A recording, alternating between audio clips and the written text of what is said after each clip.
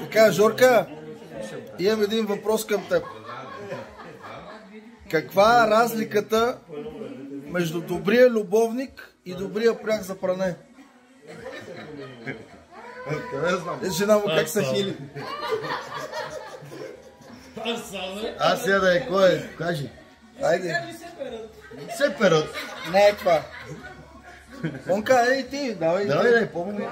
Добрия любовник? Каква е разликата между добрия любовник и добрия прах за пране? Айде към цялата маса, да. Единия са пени, другия са непени. Не е това. Да, някакъв жокер, някаква насока да мисли. Разлика. Не имаме толкова къл да мислим. Нема. Давайте си, какво си... Любовника със сигурност не пере. Не е това. Да. Малко е топло към това, което, ама не е това. Да. Едното прави едно, другото прави друго. Не.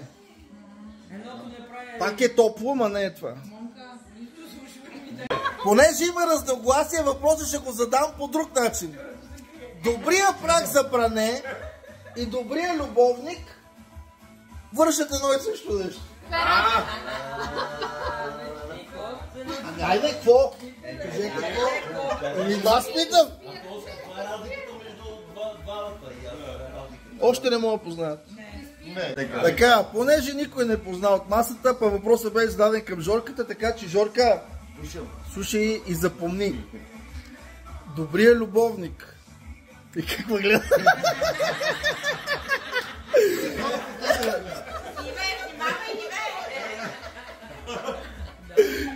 И добрия прах за пране са проникват навътре, миришат хубаво и не оставят следи.